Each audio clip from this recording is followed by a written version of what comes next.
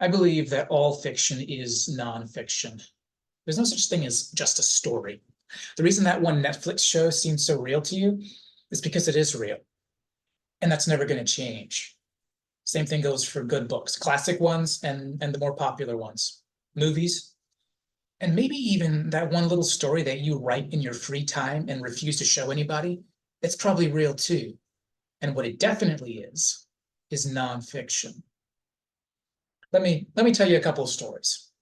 There's this one episode of Star Trek Deep Space Nine where the writers give us this whole episode, pretty much practically the whole episode is set in the 1950s instead of the future sci-fi world. It's set in the 1950s as a man named Benny Russell dreams up these ideas about space stations called Deep Space Nine, where there are aliens and all kinds of people are equal.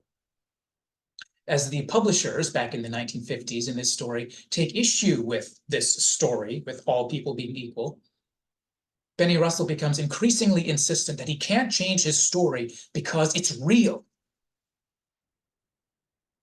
But which part is he insisting is real? Flying through space, Starfleet communicator badges, and automatic doors? Or the dignity and equality of all humans, the potential of the underrepresented, the humanity of every human? As the story goes on and Benny Russell starts hallucinating little bits from Deep Space Nine, from the sci-fi world, he starts seeing these things. He gets so terrified by it that it becomes quite clear that it's not the space stations and Klingons and all that he's passionately defending as real, so he won't rewrite his story. The things that he is insisting are real are instead those things that transcend those concrete story elements and all the science fiction trappings. Well, in that episode, Captain Sisko, the character in the Star Trek world, Captain Sisko wakes up and realizes that that entire experience, which he experienced in the first person as Benny Russell, that whole thing was actually an extended vision given to him from the divine beings known as the prophets, intended to remind him of the meaningfulness of continuing to persevere in the role given to him, even when it seems that his best efforts only result in exhaustion and loss. In his case, this was the burnout that he was currently experiencing in the seeming futility of the Dominion War. While this spiritual experience in this vision did empower him by reminding him that he has a role to play, just like Benny Russell. He has a role to play, and the exhaustion of hopelessness is sometimes that exhaustion may just be the curtain that covers up destiny and purpose and change and hope. The reminder that you can fulfill the role you're supposed to play just by continuing to do the day-by-day things that you know are right, even when it seems no hope is found. So he receives the strength he needs to keep going. But he also pauses near the end of the episode to look out the window and ponder the question, what if things were reversed? Which of us is actually real? Benny Russell or Benjamin Sisko? And while Sisko may be staring out the space station into the stars, or Benny Russell may be staring past his typewriter into the night sky, or you and I, at that same moment, may have been staring at a television or a computer monitor, staring at both of them. And we ask the same kind of question. Which of us is the most real? And sometimes in that moment, we may realize something resonates inside me to suggest that Sisko and Benny Russell are both real. And perhaps I, laying around binging Netflix, maybe I'm not quite as real as either of them. Or at least for some strange reason, that absurd notion resonates. There's a classic image from Lewis Carroll's Through the Looking Glass, which is something of a sequel to Alice in Wonderland. There's this classic image in which Alice and Tweedledee and Tweedledum come upon the Red King sleeping. And yes, that's the Red King as in a game of chess. And they come upon the Red King sleeping, and then somebody, Tweedledee or Tweedledum, somebody muses about, they wonder what the Red King might be dreaming about. And then one of Tweedledee or Tweedledum insists, Well, he's dreaming about Alice, of course. And if he were to awake, Alice would cease to exist because everything Alice experiences is just the dream of the Red King. Now, of course, it is a dream. Both Alice stories are dreams. And it's only within a dream that these kinds of surface logic propositions seem to make perfect sense to the dreamer in much of Through the Looking Glass. And even to a certain degree in a lot of the first book, Alice's Adventures in Wonderland, Carol does an excellent job of replicating the kind of surface validity that we all kind of have in our dreams, in our thought processes within our dreams, which results from our unconscious self kind of going through the motions of reasoning, but without the kind of self-awareness that it takes to bring meaning to all of our kind of mental reflexes. But even the most absurd and seemingly irrelevant dreams can become very relevant to the dreamer once you identify the habits, the impulses that the dream reflects, and then especially the emotions and associations and the feelings and desires and felt implications that run passionately behind the seeming absurdities that your brain spins out while you sleep. For Alice, she does a very natural, reflexive thing that she might do in real life, standing next to a sleeping stranger and having a conversation with some other people. What happens is they get loud and she says, hush.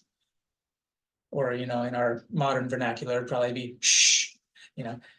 She insists they'll wake him up if they keep it up. But Tweedledum contradicts her, in keeping with his argumentative and abrasive personality.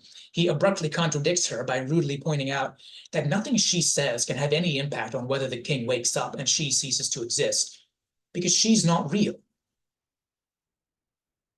And Alice isn't the only person who's been told she has no impact on her destiny. Alice is definitely not the only person whose polite defense of the well-being of others is rejected and contradicted, only so the person can thrust upon her the pronouncement that her own self is an empty fallacy with no dignity or identity or inherent value, and that her keeping on living or not keeping on living has nothing to do with her, is completely and hopelessly out of her control, and that she is a fool to try to make any difference on that front, a fool to think she counts enough to have a say. And Alice begins to cry while she insists that she is real, because no one likes to be written off, written out of existence, relegated to the place where even your own thoughts and memories and beliefs and desires don't belong to you, or don't count, or were never there. If Alice is real, then everything in her dreams comes back to her impulses and feelings and thinking tendencies and doing tendencies and felt needs and reactions. But if the Red King is instead real, then Alice doesn't have any feelings, any thinking or doing tendencies, let alone any actual thinking or doing in the first place. She doesn't have any felt needs, let alone real needs, or any reactions. It all belongs to him.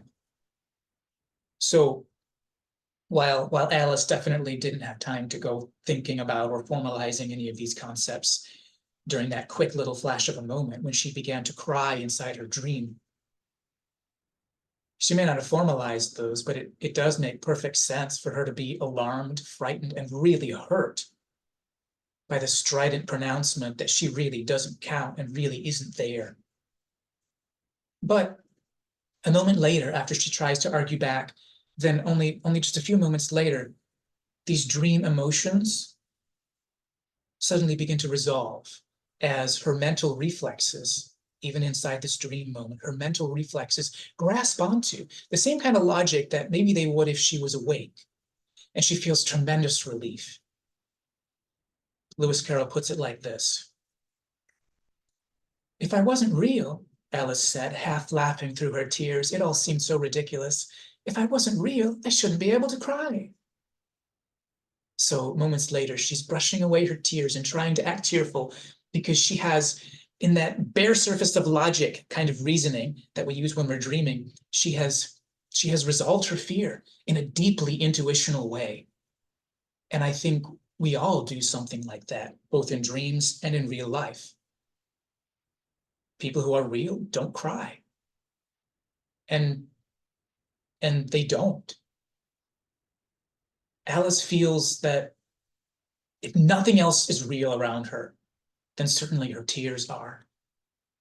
And even though she is ignorant about everything around her, she isn't aware of the dream world and the fact that it is a dream world or anything about it in that sense. But she's correct about that one thing. If nothing else is real, her tears are in fact very, very real.